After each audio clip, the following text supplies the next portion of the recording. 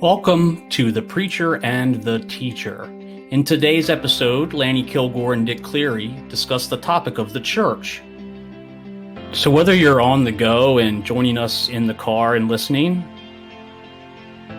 or perhaps you're about to fall asleep and you need something to stimulate your brain, or maybe you're just relaxing and taking it easy like this guy. Whatever the case may be, please feel free to like, subscribe, or comment below, and thanks for joining us for The Preacher and the Teacher.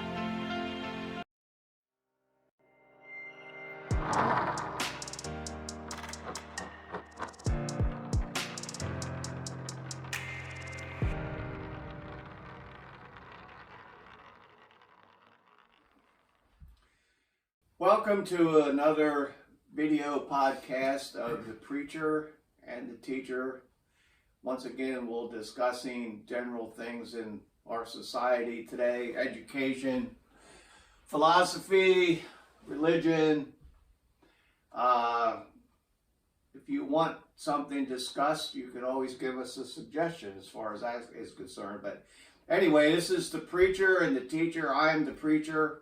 My name is Lanny Kilgore. I'm Dick Cleary. I'm the teacher. And we're going to let the teacher introduce the subject today that we're going to be talking about. Well, we thought today that it might be well to talk about what's going on in the church, perhaps more generally religion, Christianity. And since we have a preacher here who has many, many years, decades of experience in the church, I thought I would ask him a few questions and get his thoughts on them. And the first question that I have is, one of the things that we're seeing in our society is a rise in the number of people who consider themselves to be affiliated with no particular religious belief. They call themselves nuns, not like religious nuns, N-U-N, but N-O-N-E-S. And I was wondering what Lanny thought was what Lanny would attribute the increase that we're seeing today in the nuns, what he would attribute that increase to. So let me pose that question to you. Yeah, that's a very good question. And again, I'm not an authority on this, but my speculation over the years, because I've experienced this as well, and some people will say, for example, that they don't align themselves with even any church, but they consider themselves to be religious, is what you're saying, but no particular religion. I think one of the factors is that we've just become an increasingly a pluralistic society. So we have people from other religions, other backgrounds, other nationalities that all have become assimilated into our culture today. Unlike when we grew up, when the primary religion in America was Christianity, whether it was Catholic or Protestant, now our kids and kids have grown up with a multiplicity of worldviews and religions that have surrounded them, their neighbors, etc., etc. And then you throw in the idea that there's no absolute truth. It's considered to be arrogant today to say that I have the right way, that my religion is the only way, etc., etc. So it's become much more in vogue and popular to say, well, I don't have a particular brand, I don't have a particular denomination, and I don't want to commit myself to the narrow-mindedness of just being a Christian or even just being whatever. I mean, I want to be considered to be this broad thinker and very tolerant and accepting person. Mm-hmm. And I think that's really contributed. So religious traditions of the past are considered now to be very narrow-minded. Yeah, you hear people say that they are spiritual but not religious. Right. And the other thing that concerns me about this is the rise of atheism.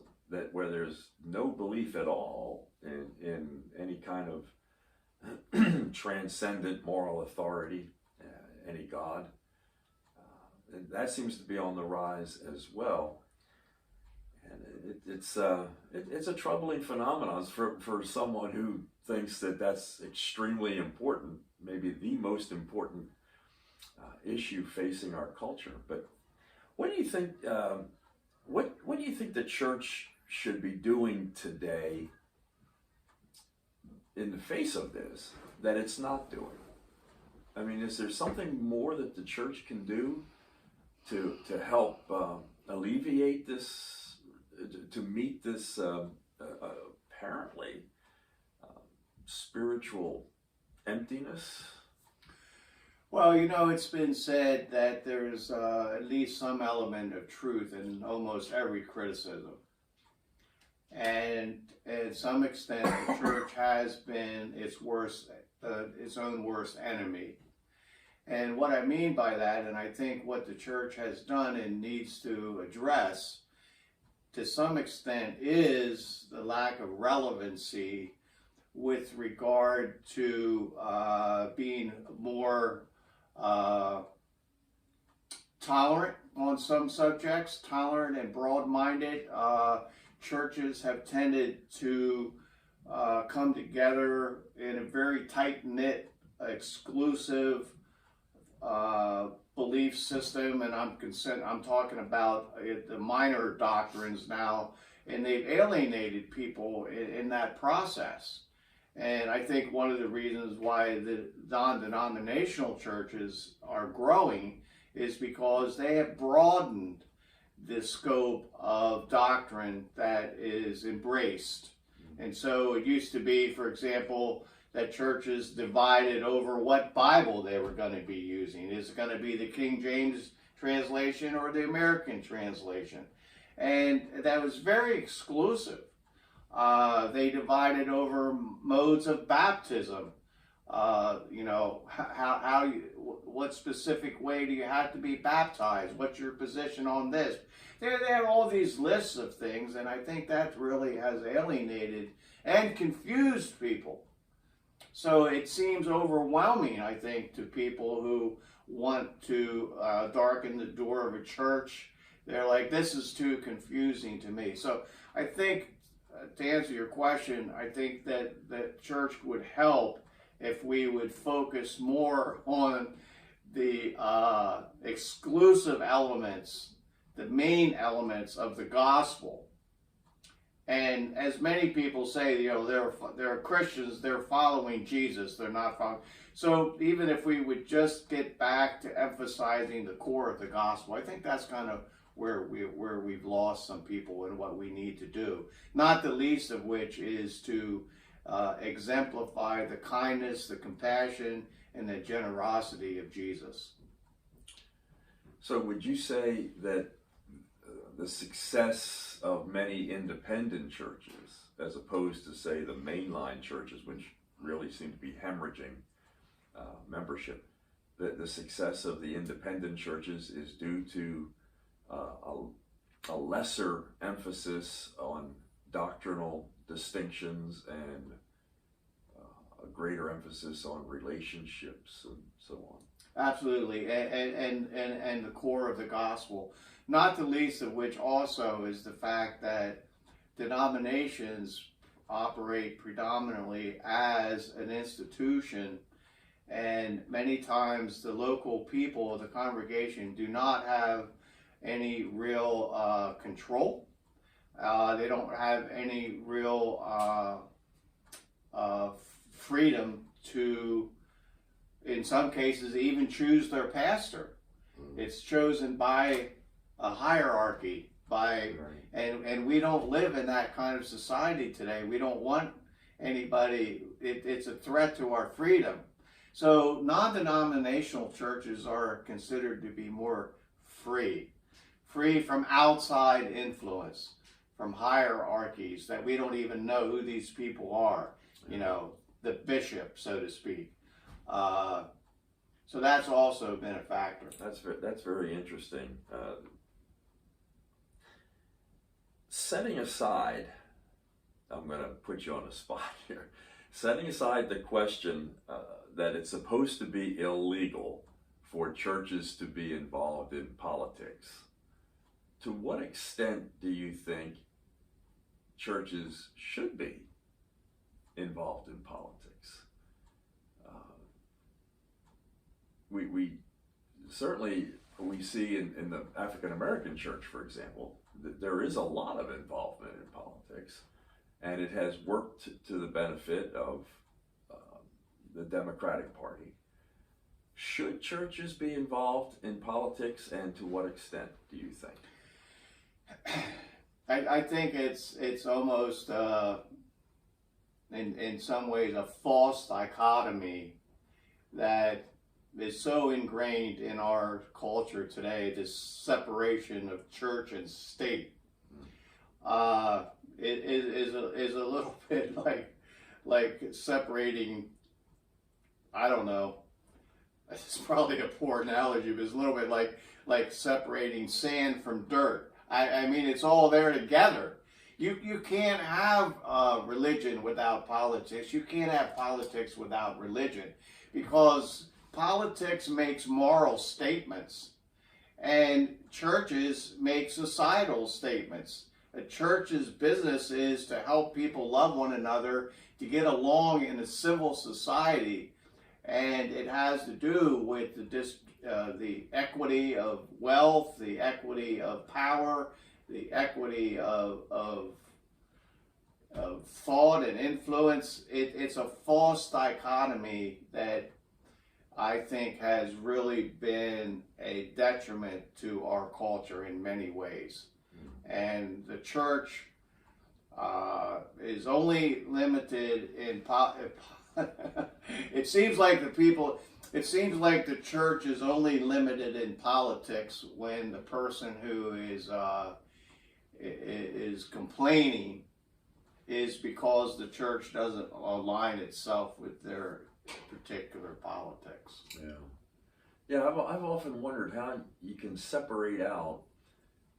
For example, if a church, if there is some teaching in the church's tradition or in the Bible that would lead you to think that we're on the wrong track on some social issue, for example, civil rights, where Christians traditionally hold that justice is one of the most is part of God's command for us. So if a preacher is preaching the need for justice in civil rights, for example, how is that not political, or how does it not have political implications? So I understand what you're saying. It's very hard to separate them out, and it does seem like a false dichotomy. Well, if you take the issue, 100 years ago or so of slavery, churches divided over this issue. It was a huge political issue, but churches played a significant role in the liberation and the freedom of slaves in the North, at least.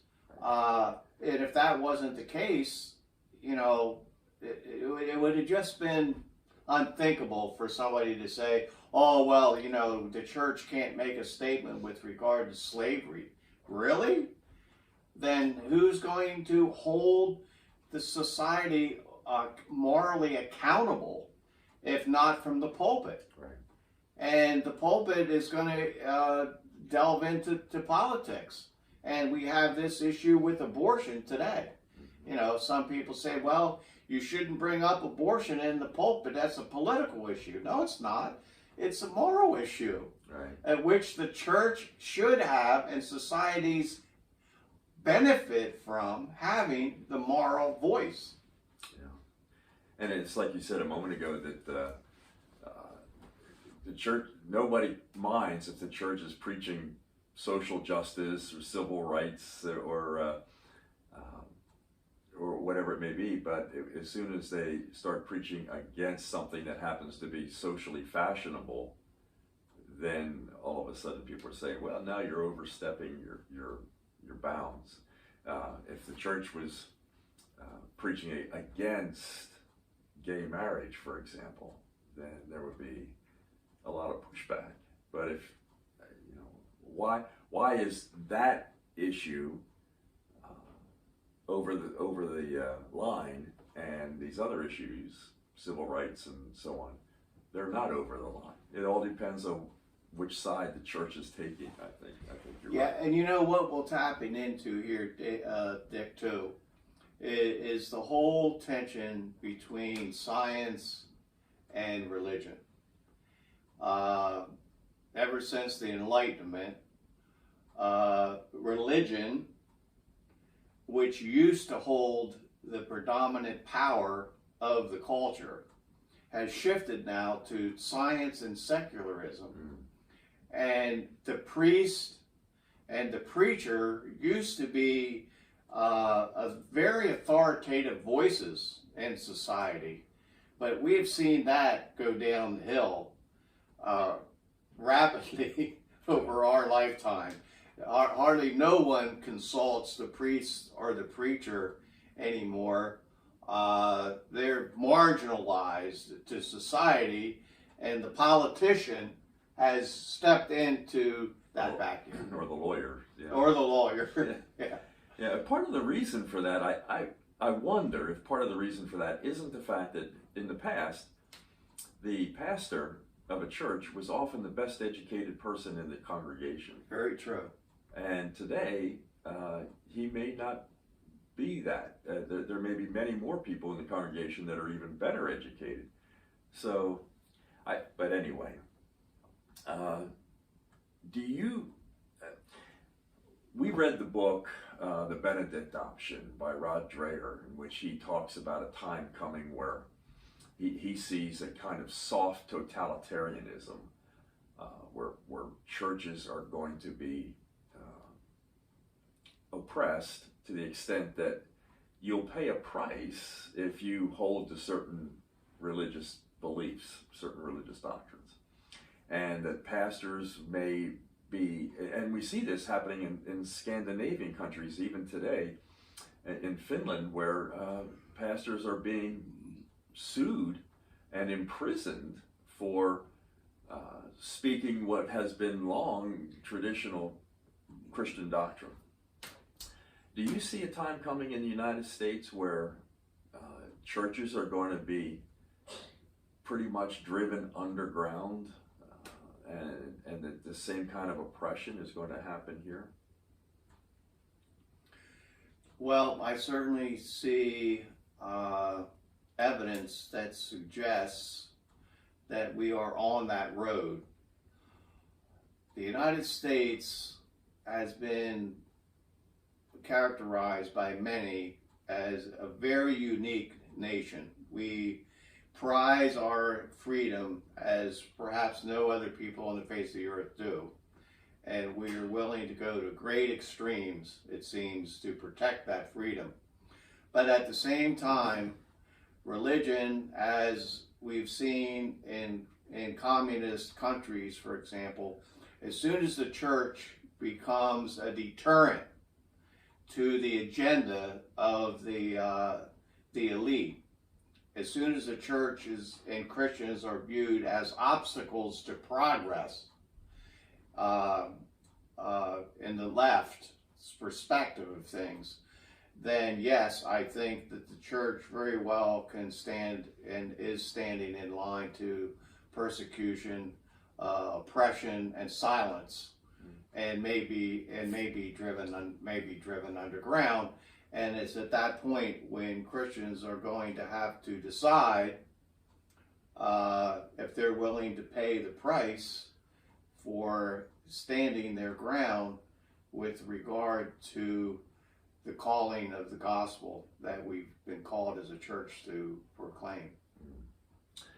And we were talking off camera earlier about the fact that this may not be entirely unhealthy for the church, that it may actually strengthen the church. What do you think about that? Well, it certainly is a sense in which difficulty and stress and hardship always brings out the true character and the nature of a person.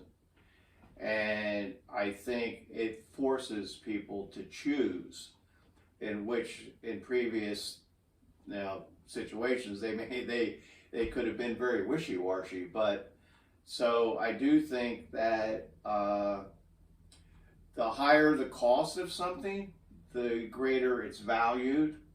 And I think there's very little value in society and even among individuals today with regard to their faith and religion.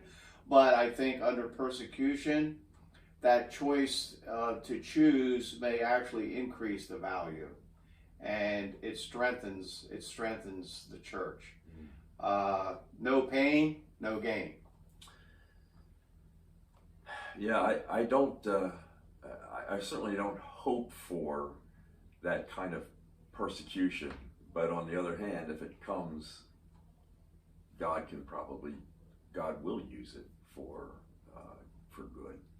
Well, let me finish up with just one last question for you. Put you on the spot here, but what do you think is the chief role of the church, or what should the chief role of the church be, aside from pointing people toward God? What other functions do you think the church should serve in society? Well, I think God's design for the church is to be a model of the kingdom of God. It is like Israel was set apart in the Old Testament to be God's ambassador, but also to be representative of what a godly, moral community should look like. Now, of course, they fail, and the churches fail also.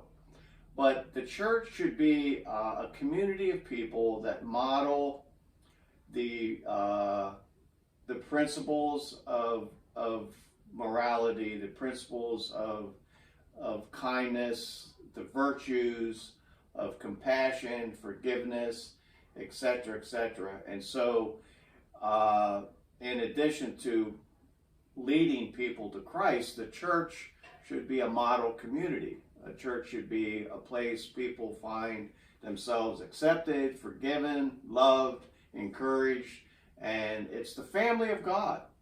And the family of God is to be representative of what ultimately it will look like in the next life, when the kingdom comes in its fulfillment.